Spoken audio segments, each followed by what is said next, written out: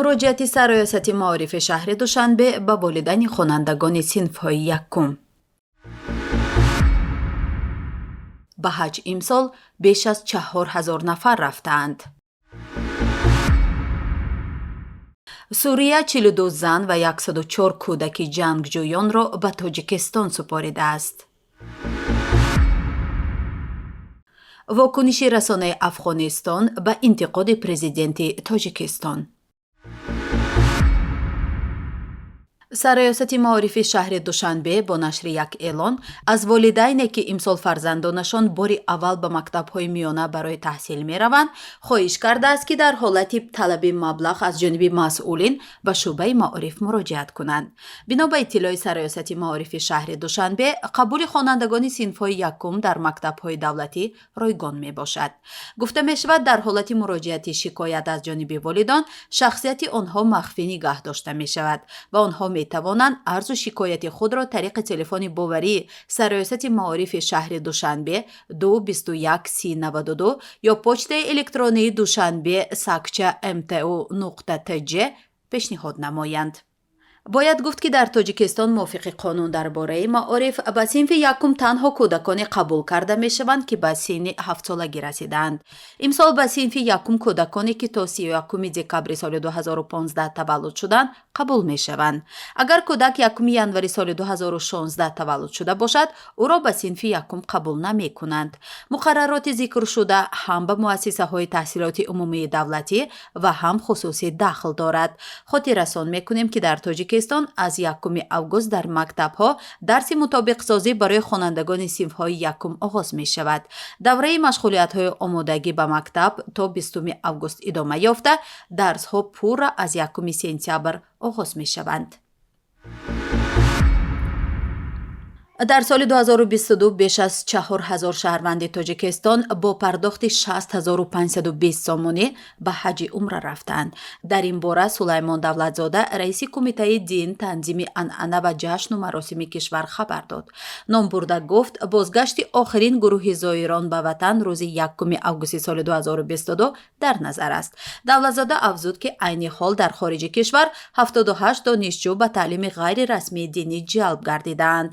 ӯ ҳамчунин афзуд ки аз ҷониби кумита дар ин давра дар асоси 247 дархост 1359 номгӯи адабиёти динӣ ва 11441 адад варақа, инчунин 214 адад фита, 25 адад телефони мобилӣ, 3 адад флешкорт, 1 ноутбук ва 1 адад протсессори дорои 11341 адад сабтҳои видеоӣ ва аудиоӣ мавриди таҳлил ва ташхиси давлатии диншиносӣ қарор дода шуд.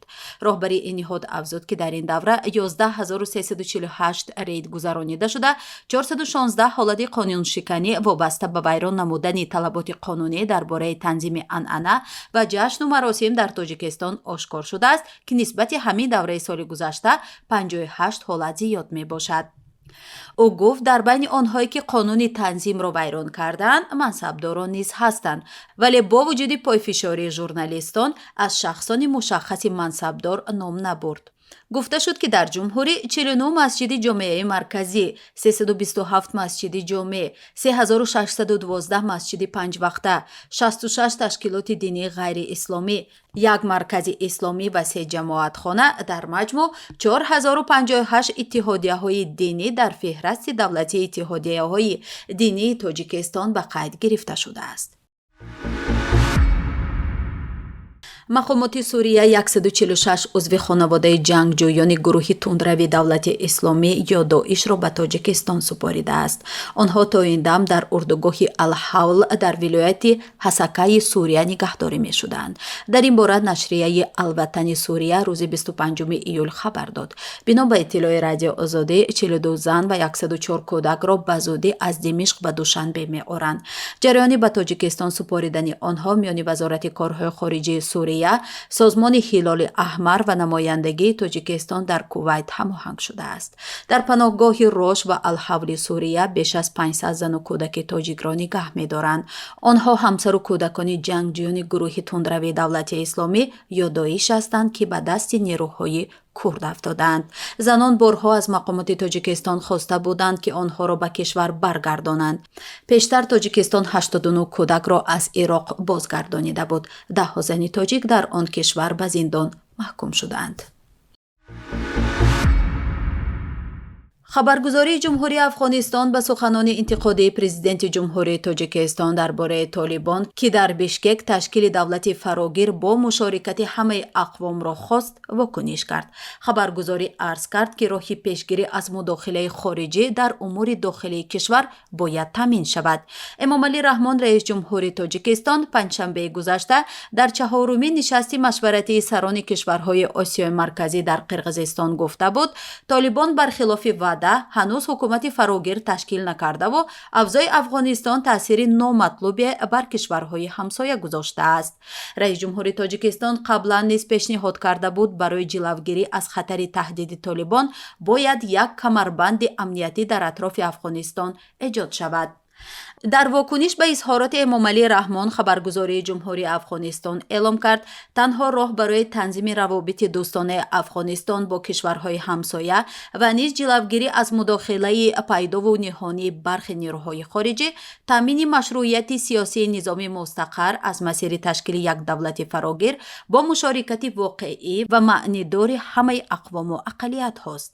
хабаргузории ҷумҳурии Афғонистон афзуд, суханони интиқодии раис ҷумҳурии Тоҷикистон дар бораи паёмадҳои адами ташкили ҳукумати фарогир аз сӯи Толибон дар ҳоле баён мешавад ки пеш аз ин давлатмардони Толибон муддаӣ шуда буданд ки мушкили онҳо бо Тоҷикистон ҳал шуда, аммо ин суханон нишон медиҳад ки ин мушкил ҳамчунон вуҷуд дораду Тоҷикистон аз он чи дар Афғонистон ҷараён дорад розӣ нест.